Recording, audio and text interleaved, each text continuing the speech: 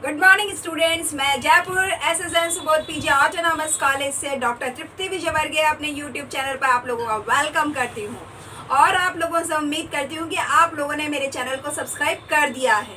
नहीं किया है तो आप कर दीजिए, साथ में शेयर और लाइक करना मत भूलिएगा। राइट, अब जरा आगे बढ़ते हैं। जैसा कि लेआउट हमने पढ़ा, लोकेशन पढ़ा, साइंटिफिक मैनेजमेंट भी पढ़ लिया है, एसटीपी और सेल्स को भी पढ़ा है। अब जरा बात करते हैं इंडस्ट्रियल मैनेजमेंट में ही वर्क एनवायरनमेंट क्या होता है। किसी भी इंडस्ट्री में एक वर्क के एनवायरनमेंट का कैसे इम्पैक्ट आता है लोगों के काम करने के क्षमता पर, या कहना चाहिए उनकी एफिशिएंसी पर, यानी परफॉर्मेंस कैसे फर्क पड़ता है परफॉर्मेंस के ऊपर अगर वर्क एनवायरनमेंट अच्छा ना हो तो ये है क्या आखिर वर्क एनवायरनमेंट। सबसे पहले तो आप ये समझ लो कि work environment is the matter of behavioural science. ये जो व्यवहार विज्ञान है उसका मामला है ये, है ना। और ये कहता है कि आज हमारा व्यवहार क्यों खराब या अच्छा होता है, इसका हमारे सराउंडिंग्स का हमारे ऊपर डायरेक्ट इम्पैक्ट आता है। आप ये यकीन मान लो, हम जिस तरह के लोगों के साथ, जिस परिवेश में, जिस वातावरण में रहते हैं, उसका इम्पैक्ट हमारे मानस पर पड़ता है, और जो इम्पैक्ट हमारे मानस पर पड़ता है वही हमारा व्यवहार में नजर आता है। यकीन मान लीजिए, जो बच्चे एक अच्छी फैमिली में, खुशहाल फैमिली में बड़े होते हैं, उनकी पर्सनैलिटी बहुत फ्लोरिश होती है, ग्रूम करते हैं वो। और जहाँ पे एक डर, दबाव या एक थ्रेट होता है, उन बच्चों का जो ग्रोइंग होता है वो हमेशा एक थ्रेट, डर में ही रहेगा, या फिर वो एकदम से रेबेलियन हो जाते हैं, विद्रोही हो जाते हैं। राइट, तो जब एक बच्चे पर इस तरह का असर आता है तो बिल्कुल इसी तरीके से बिहेवियरल साइंस ये कहती है, जब एक व्यक्ति अपने दिन के 10 से 12-15 घंटे किसी एक ऐसी जगह पर जाकर के गुजारता है जहाँ पे उसे काम करना पड़ता है, अगर उस जगह का वातावरण या उस काम का वातावरण अच्छा ना हो तो एक पीरियड के बाद उस व्यक्ति के व्यवहार में अंतर आने लग जाता है, उसकी वर्क एफिशिएंसी डाउन या इम्प्रूव हो सकती है। डिपेंड करता है वर्क एनवायरनमेंट उसके लिए फेवरेबल है या उसके लिए एडवर्स है। ठीक है, तो जो एक एम्प्लॉयर होता है उसकी एक जिम्मेदारी होती है कि वो अपने एम्प्लॉयज को वर्क का एनवायरनमेंट इस तरीके का दे कि वो एनवायरनमेंट उनको पॉजिटिवली इंसिस्ट करे कि वो आगे बढ़कर बेहतरीन काम कर सकें, क्योंकि ऑर्गेनाइजेशन का जो हित है, या कहना चाहिए survival of organization is totally depend on the work environment, positive work environment. तो ये बात समझ में आती है क्यों? क्योंकि it satisfies the physical and mental requirement, ना केवल हमारी भौतिक आवश्यकताओं को बल्कि कि ये हमारी मानसिक आवश्यकताओं को भी सेटल करती है, सेटिस्फाई करती है। कौन? Work environment. अब मान के चलो, जो लोग शांति में, बहुत ही अच्छे वातावरण में, सौहार्दपूर्ण वातावरण में रहते हैं, उनका मानस मजबूत होता है, वो हर परिस्थिति का सामना बड़े आराम से कर लेते हैं। और जो लोग बहुत ज़्यादा नॉइसी इलाके में, टेंशन वाले इलाके में रहते हैं, या दुखी लोगों के साथ रहते हैं, यकीन मान लीजिए उनका खुद का भी जो पर्सनैलिटी है बहुत शानदार नहीं बन पाती है। तो इसका मतलब वर्क का बहुत फर्क पड़ता है, वर्क प्लेस के एनवायरनमेंट का बहुत फर्क पड़ता है हमारी पर्सनैलिटी ग्रूमिंग पर और हमारी वर्क एफिशिएंसी पर। तो हम यहाँ पे पर्सनैलिटी ग्रूमिंग से ज़्यादा जोर दे रहे हैं हम हमारी वर्क एफिशिएंसी पर, क्योंकि एक ऑर्गेनाइजर हर हालत में यही तो चाहता है कि उसके एम्प्लॉयज बेस्ट से बेस्ट उसका काम करके दें, ताकि हमारी ऑर्गेनाइजेशन तेजी से आगे बढ़े। तो इसी चीज को फोकस करते हुए इस टॉपिक को थोड़ा सा समझने की कोशिश करते हैं। ये कहता है 4 कैटेगरी में बांटा जा सकता है वर्क एनवायरनमेंट को, जिनकी फिजिकल कैरेक्टरिस्टिक्स की अगर बात करें तो एक तो ये बात कहता है क्लियरेंस बहुत इंपॉर्टेंट चीज है, यानी साफ सफाई। ठीक है, तो क्लियरेंस में ये कहता है, चाहे वो हैंड रूम हो या लेग रूम हो या एल्बो रूम हो, एक्सेस करना, उन सारी चीजों का क्लियरेंस होना जरूरी है। एक होता है आर्म रिच, तो यानी अपने हाथ की पहुंच तक पहुंचने वाली चीजें, यानी ये कहता है जो भी स्टोरेज ऑफ मटेरियल है वो आर्म रिच होना चाहिए। पोस्चर, यानी आपका जो खड़े रहने का, बैठने का जो तरीका है, उनकी सारी चीज़ों का फर्क पड़ता है। जैसे अगर आप मान लीजिए किसी एक कैबिन में काम कर रहे हैं और आपकी हाइट और उस कैबिन की सीलिंग की हाइट में बहुत स्लाइटली डिफरेंस है, तो इट में भी कि आपको बार बार झुकना पड़ेगा। और अगर 10 से 12 घंटे के काम में अगर आपने 2-5 घंटे इस तरह का काम किया तो आपके नर्वस सिस्टम पर बहुत बुरा असर पड़ेगा। इसको एक और चीज में बताती हूँ, जैसे मान लीजिए जिस चेयर पर बैठ करके आप कंप्यूटर पे या मशीन पे या जो भी सिटिंग आपका व्यवस्था है उस पर बैठ के जैसा काम करते हैं, अगर वो कंफर्टेबल नहीं है तो आने वाले समय में आपके पॉस्चर कुछ एरर्स आ सकते हैं, डिसऑर्डर्स हो सकते हैं, नर्वस सिस्टम की वजह से आपके शरीर को प्रॉब्लम हो सकती है, मसल्स की प्रॉब्लम हो सकती है, just because of the wrong choosing of furniture. तो आप समझ में आएगा आपको कि वर्क एनवायरनमेंट में फर्नीचर का कितना इंपॉर्टेंट रोल हो गया। यानी आपको काम बेहतरीन करने के लिए भौतिक रूप से और मानसिक रूप से जो भी चीजें संतुष्ट करती होंगी वो हर एक चीज वर्क एनवायरनमेंट में शामिल होती है। तो इसमें हमने पॉस्चर की बात कर ली। एक बात कहता है स्ट्रेंथ। स्ट्रेंथ में ये कहता है कि आपको वो चीजें फेवर करती हैं, पॉजिटिवली इंसिस्ट करती हैं आगे बढ़ने के लिए, या फिर वो नेगेटिवली आपको इम्पोज कर रही हैं कि पीछे चलिए। ठीक है, तो ये सारी चीजें भी इसका एक कैटेगरी में बांट दिया गया है। इसके अलावा ये कहता है क्यों ये इन चीजों को समझना क्यों जरूरी है, इसलिए जरूरी हो जाता है क्योंकि डायरेक्ट इम्पैक्ट पड़ता है हमारी प्रोडक्टिविटी पर, हेल्थ पर, हमारी सेफ्टी पर, हमारे कंफर्ट पर, हमारी कंसंट्रेशन पर, जॉब के सेटिस्फेक्शन पर, मोराल पर, यानी हमारा मनोबल या हमारी जो कार्य से जो संतुष्टि है उस पर, या हमारी एकाग्र क्षमता पर, हमारे आराम पर, हमारी स्वास्थ्य और सुरक्षा पर, और हमारी कार्य क्षमता पर, इन सारी चीजों पर क्योंकि इसका डायरेक्ट इम्पैक्ट आता है, इसलिए एक एम्प्लॉयर के लिए और एक एम्प्लॉय के लिए इनके ऊपर सोचना, काम करना बहुत ज्यादा इम्पॉर्टेंट है। तो जरा ढंग से समझ लेने की कोशिश करते हैं कि वर्क एनवायरनमेंट में वो सारी कंडीशंस शामिल होती हैं जो कि चाहे तो व्यक्तिगत रूप से और चाहे तो सामूहिक रूप से किसी भी व्यक्ति के वर्क पर इम्पैक्ट डालती हो। और वो जरूरी नहीं है केवल वो चीजें हो, वो बहुत कुछ हो सकता है।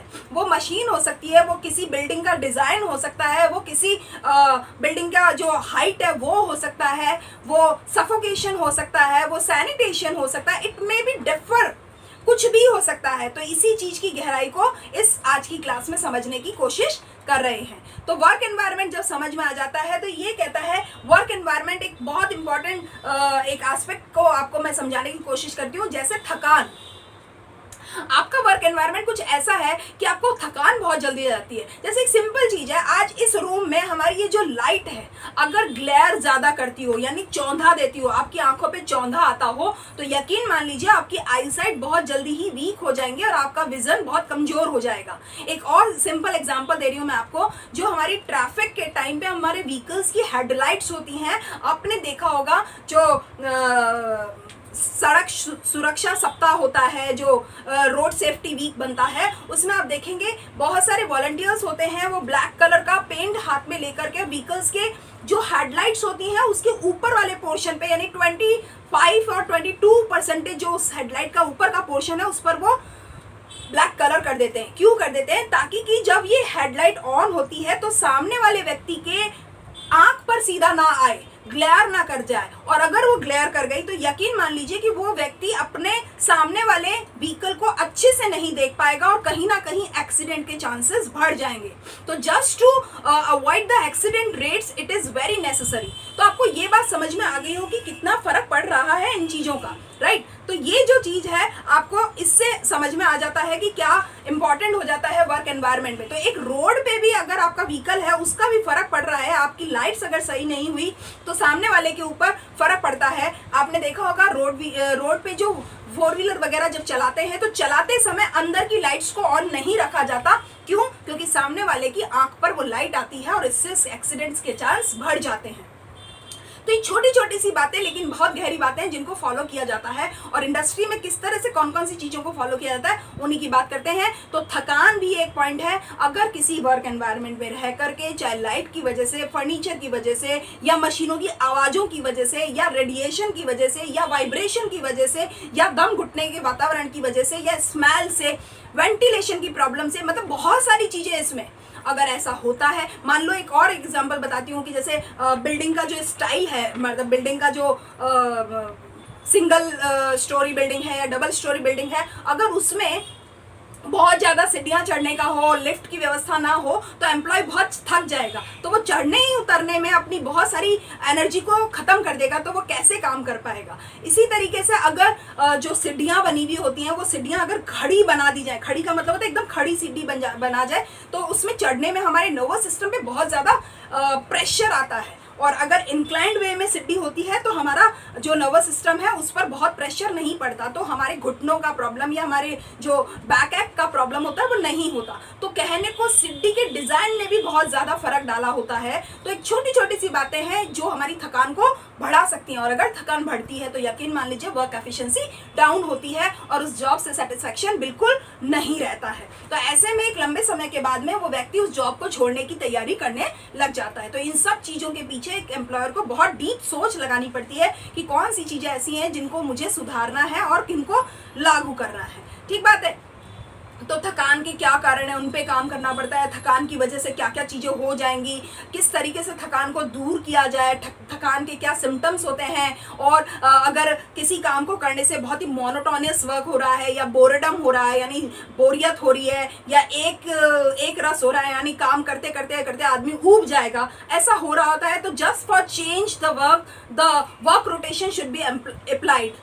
आप देखेंगे कि एक ही काम को करते करते अगर आदमी बोर हो जाता है तो वो काम करने में मन नहीं लग रहा होता है। तो एम्प्लॉयर का ये भी एक पॉलिसी होती है कि वो किस तरीके से वर्क को रोटेट करता रहे, ताकि आपको एक तो सारी मशीनों पे काम करना भी आ जाए, दूसरा मोनोटोनस ना हो, जो एक रास्ता आती है वो ना हो। तो ये बहुत दूर की सोची गई चीज़ें होती हैं ताकि कि अपने काम में उन व्यक्तियों की एफिशिएंसी को यूज़ किया जा सके, राइट। तो आगे बढ़ते हैं। मोनोटोनस हो सकता है, और आप मान लो कि ये जो अगर वर्क एनवायरनमेंट अच्छा नहीं हुआ तो इंडस्ट्रियल एक्सीडेंट्स की रेट्स बहुत हाई हो जाते हैं।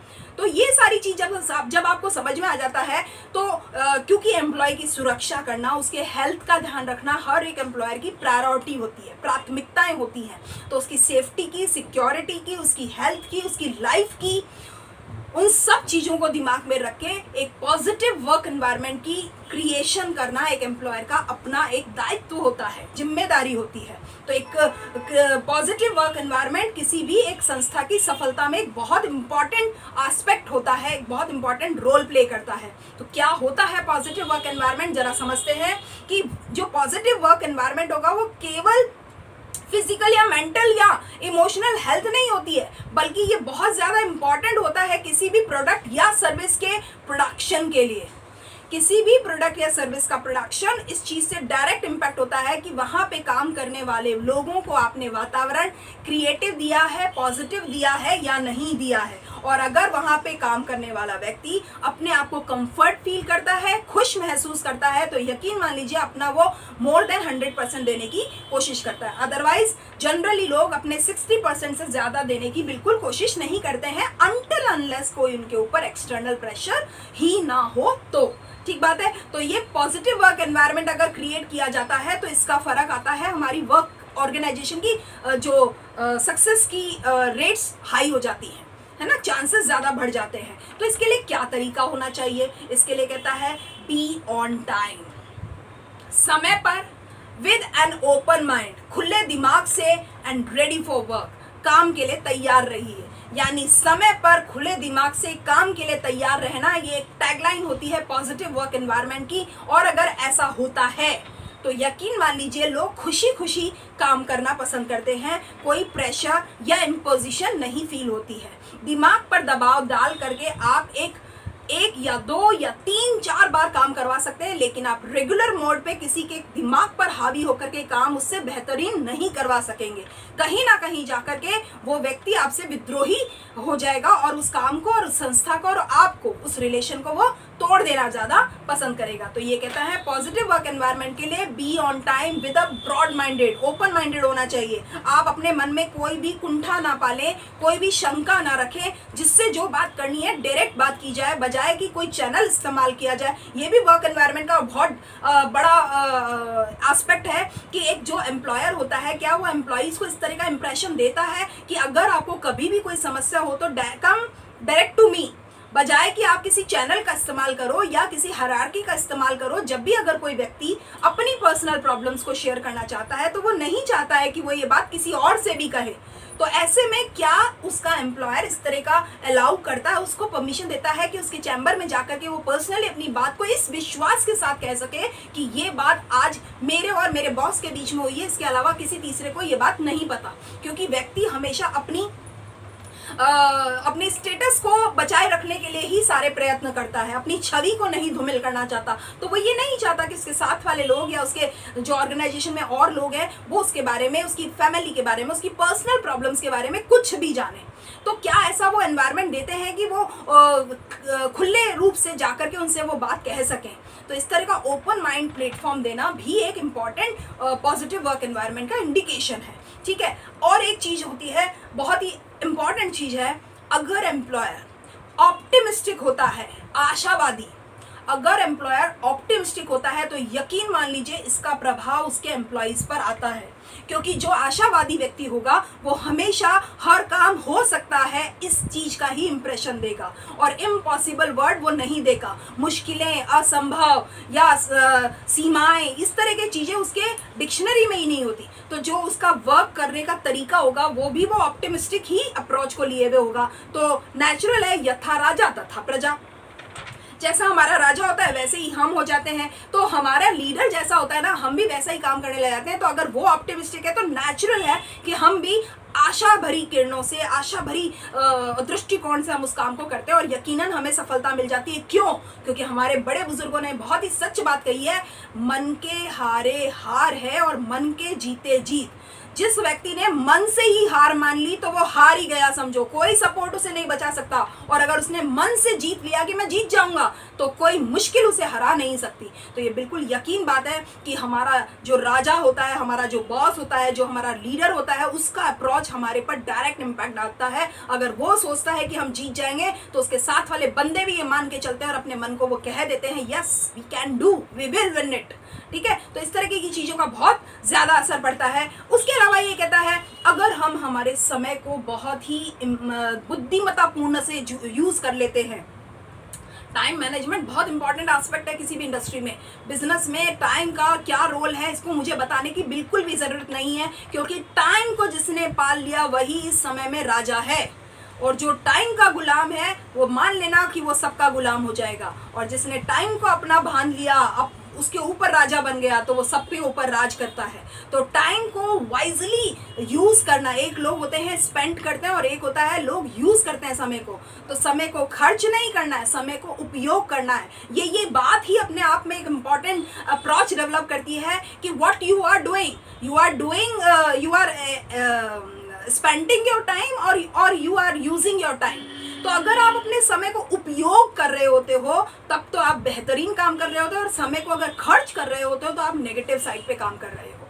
तो अभी मैं आप स्टूडेंट से यही चीज कहूंगी कि जिस तरीके से आप अपने टाइम को कर क्या रहे हो इसका एनालिसिस खुद करो, बजाय कि कोई और करे। आपको अपने आप से क्वेश्चन करना चाहिए और अपने आप की वर्किंग को एनालिसिस करना चाहिए कि व्हाट यू आर डूइंग, खर्च कर रहे हो कि यूज कर रहे हो।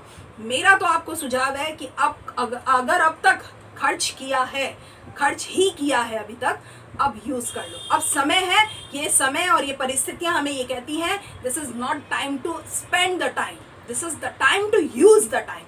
तो किस तरीके से आप समय को उपयोग करते हो, फ्रूटफुली उपयोग करते हो, यकीन मान लो यही आपके आने वाले भविष्य की फाउंडेशन का काम करेगा, नींव का काम करेगा। तो टाइम को वाइजली यूज करना, काम को ऑर्गेनाइज वे में करना, ये बहुत इंपॉर्टेंट चीजें हैं। हर कोई नहीं कर सकता, मगर जो सेल्फ डिसिप्लिन है वो हर कोई आदमी ये काम कर सकता है। इसके अलावा ये कहता है हम डाइवर्सिफिकेशन किस तरह से करते हैं, अलग अलग काम करके अपनी क्वालिटी को किस तरह से इम्प्रूव करते हैं, ये भी आपके वर्क एनवायरनमेंट को बहुत इंपॉर्टेंट फॉर्म में मजबूत करता है। इसके अलावा ये कहता है किस तरीके से आप इक्वलिटी को प्रमोट करते हो। यकीन मान लीजिए अगर जेंडर डाइवर्सिफिकेशन आपके वर्क प्लेस पे होता है तो यकीन मान लीजिए चाहे मेल हो चाहे फीमेल हो, कहीं ना कहीं जाकर के वो फ्रस्ट्रेट फील करते हैं, इरिटेट फील करते हैं और इंसल्ट फील करते हैं। तो वो कहीं भी विद्रोही कदम उठा सकते हैं। तो आपको इक्वलिटी फॉर्म में काम करना चाहिए, जिस हिसाब से काम दिया गया उस हिसाब से पे किया जाए, बजाय कि रिलेशंस को तवज्जो दी जाए, बजाय कि जेंडर को तवज्जो दी जाए, बजाय कि पर्सन को तवज्जो दी जाए। It is very important to emphasize on the work, not the worker. Right. तो वर्क को इम्पोर्टेंस दो, अगर ऐसा करते हैं तो बहुत अच्छा रहता है, अब तभी एक हेल्दी वर्किंग एनवायरनमेंट बनता है, ठीक बात है। और आप अपने जो वर्किंग प्लेस है उसमें अफवाहों को कितना स्थान देते हैं, ह्यूमर्स को कितना स्थान देते हैं, क्योंकि ये यकीन मान लो जहाँ ह्यूमन बींग्स है वहाँ ह्यूमर्स हैं। और अगर अफवाहों को ज़्यादा ध्यान दिया तो लोगों को भी ये मौका मिल जाता है कि कुछ भी कह दो, कान भर दो, काम अपना बन जाएगा। अगर ऐसा होता है तो गलत काम हो जाएगा, नेगेटिव एनवायरनमेंट बन जाएगा, और कहीं ना कहीं नेगेटिव एनवायरनमेंट उस प्लेस की, वर्किंग प्लेस की काम को ख़त्म कर देगा, उसकी जो मजबूती है उसको कमज़ोर कर देगा। तो नेगेटिव अप्रोच डेवलप करनी है या पॉजिटिव अप्रोच डेवलप करनी है, totally depends on the employer.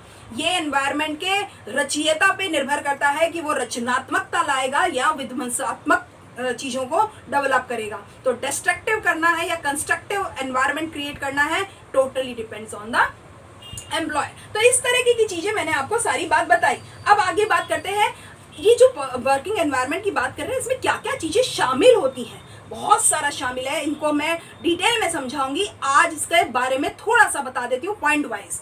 जैसे बिल्डिंग की डिज़ाइन, किस तरह से बिल्डिंग के डिज़ाइन का रोल आता है। वर्क प्लेस लेआउट, आपका वर्क प्लेस का लेआउट जो है कंजस्टेड है या एयरी है, स्पेसी है, लाइटी है, इन सारी चीज़ों का बहुत फ़र्क पड़ता है। वर्क स्टेशन सेटअप, आपका जहाँ पे मशीनें लगी हुई उनको वर्क स्टेशन कहते हैं, जो मशीनें लगी हुई है उसका सेटअप कैसा है, ईजिली समझ में आता है या कंजस्टेड है, या मशीनें एक दूसरे से टकरा रही हैं, उस नॉइज़ को कंट्रोल करने के लिए कोई डिवाइसेस वगैरह लगे हैं या नहीं है, या फायर एक्सटिंग्विशर्स लगे हैं, यानी सेफ्टी मेजर्स हैं या नहीं है, ऐसा सेटअप के लिए वर्क कहा जाता है। ऐसे ही फर्नीचर कंफर्टेबल होना चाहिए। फर्नीचर वर्क के ऊपर डिपेंड करता है किस तरह का काम है और किस तरह का फर्नीचर देना है। अगर पर्टिकुलर काम के लिए अगर दूसरे तरीके का आपने फर्नीचर वहाँ पे दे दिया तो चाहे वो महंगा होता होगा, लेकिन अगर वो कंफर्टेबल नहीं है तो बेकार है वो फिर फर्नीचर। तो इन सारी चीज़ों पे भी दिमाग लगाना पड़ता है। इक्विपमेंट्स, किस तरह के उपकरण आपको दिए गए हैं एज अ वर्कर, किस तरीके के उपकरणों को दिया गया है, वो फ्रिजाइल हैं, वो क्वालिटी वाले हैं, वो नॉन क्वालिटी के हैं, वो स्टैंडर्ड है, वो ISI या मार्का वाले हैं या नहीं है, मतलब एक्सीडेंट रेट का डायरेक्ट असर आने वाला है। तो इक्विपमेंट्स का फर्क पड़ता है, किस तरह की डिज़ाइन है, क्वालिटी कॉन्शियस है या नहीं है, आपका अप्रोच कैसा है, चीज़ों में किस्म को आप कितनी तवज्जो देते हैं। उसके अलावा कहता है टेम्परेचर कैसा है, जिस वर्क स्टेशन पे व्यक्ति काम करेगा उसमें अगर हाई टेम्परेचर होगा तो यकीन मान लीजिए 10 घंटे उस टेम्परेचर में काम करने के बाद वो व्यक्ति उबला हुआ बन जाता है। तो ऐसा अगर हुआ तो ज़्यादा से ज़्यादा 6 दिन, 8 दिन, 10 दिन, 1 दिन, 1 महीना इतना काम कर पाएगा, उसके आगे वो इस पर सर्वाइव नहीं कर पाएगा। तो टेम्परेचर को कंट्रोल करने के लिए डिवाइसेस लगाए जाते हैं। वेंटिलेशन है, यानी जहाँ पे हवा का आदान प्रदान होगा। लाइटिंग है, लाइट किस तरीके की चाहिए, अगर एक अच्छी लाइट चाहिए, ग्लेयर लाइट, फ्लैशी लाइट्स कभी भी वर्क एफिशिएंसी को इम्प्रूव नहीं करती बल्कि वो डाउन करती हैं। तो लाइटिंग का फर्क आता है। नॉइस कितना है, उस नॉइस को कंट्रोल करने के लिए क्या लगाया गया है, नॉइस का कितना डेसिबल स्टैंडर्ड है, वो सारी चीज़ों का पता होना चाहिए। इन सब के बारे में मैं आपको डिटेल में समझाने वाली हूँ। वाइब्रेशन, जो कंपन होता है उसका भी बहुत असर होता है, क्योंकि आपने यकीन मान लीजिए, एक सिंपल एग्जांपल दे रही हूँ, हमारा एक मोबाइल फ़ोन है, अगर हम वाइब्रेट मोड पर ले करके और उसे हमारे पॉकेट में रखते हैं, शर्ट की पॉकेट में या पैंट की, ट्राउज़र की पॉकेट में रखते हैं, तो यकीन मान लीजिए जैसे ही फ़ोन ऑन होगा वो वाइब्रेट होगा, कुछ ही सेकंडों में आप डिस्टर्ब हो जाते हो, आपका कंसंट्रेशन टूट जाता है और आपका ध्यान बिल्कुल वहीं जाता है, और आप सबसे पहले कोशिश करते हो कि इसके वाइब्रेशन को कम किया जाए। मतलब ये भी नहीं देखा अभी आपने कि किसका फोन है, किसका मैसेज है, पर वाइब्रेशन ने आपको डिस्टर्ब किया है। तो सोचो, एक मोबाइल के कुछ सेकंडों के वाइब्रेशन ने आपको डिस्टर्ब किया है, तो अगर एक मशीन लगी हुई है उसके वाइब्रेशंस 10-10 घंटे, 12-12 घंटे अगर कोई व्यक्ति झेलेगा और डेली बेसिस पर झेलेगा, तो सोचो उसके मानसिक जो स्टेटस का क्या होगा। तो वाइब्रेशन का बहुत असर आता है। ऐसे ही कहता है रेडिएशंस। आपको मालूम है, हमारे जनरली लोग कहते हैं हमारे घर पे हम टावर नहीं लगवाएंगे, मोबाइल के टावर नहीं लगाएंगे, क्योंकि इससे जो विकिरणें निकलती हैं वो हमारे कंसंट्रेशन पर, हमारी मेमोरी पर, हमारे एजिंग पर, हमारे स्किन पर नेगेटिव इम्पैक्ट डालती है। तो रेडिएशन का वास्तव में बहुत असर होता है। तो अगर निकलने मशीनों से या किसी भी और दूसरी चीज़ों से निकलने वाली जो विकिरणें हैं, रेडिएशंस हैं, अगर वो उसके आप डायरेक्ट इम्पैक्ट में रहते हो तो स्किन एलर्जी हो सकती है, स्किन डिजीज हो सकती है, मेंटल प्रॉब्लम्स हो सकती हैं। तो इस तरह की चीज़ों का भी हमारे उस पर असर आता है, हेल्थ पर असर आता है। तो ये वर्किंग एनवायरनमेंट में ये भी सब शामिल है कि इन सब का सब कंट्रोल होना चाहिए। एक शब्द, एक टर्म मैंने यहाँ लिखी है, अर्गोनॉमिक्स। अर्गोनॉमिक्स क्या है? क्योंकि आप ये टोटली वर्क कैसे करोगे, कैसे आपको पता होना चाहिए अर्गोनॉमिक्स की स्टडी का। और ergonomics क्या होती है? This is the relationship of persons and equipment. एक व्यक्ति का उसके काम के औजारों के साथ के संबंध को ergonomics कहते हैं। If you are easy to understand the ergonomics, then you will create a positive work environment. If you are not capable to study the ergonomics, you will not get the success. This is the point. इसीलिए मैंने आपको ये term बता दिया, आपको ये term पता होनी चाहिए अगर आप वर्किंग एनवायरनमेंट की बात करते हैं, और ergonomics को अगर नहीं आप इंट्रोड्यूस करते हैं, आई थिंक कि ये कंप्लीट नहीं है। तो पूरी उम्मीद करती हूँ आपको ergonomics भी समझ में आया होगा और वर्किंग एनवायरनमेंट की इंपॉर्टेंस भी समझ में आई होगी। इसी को थोड़ा आगे और बढ़ाएंगे नेक्स्ट वीडियो में।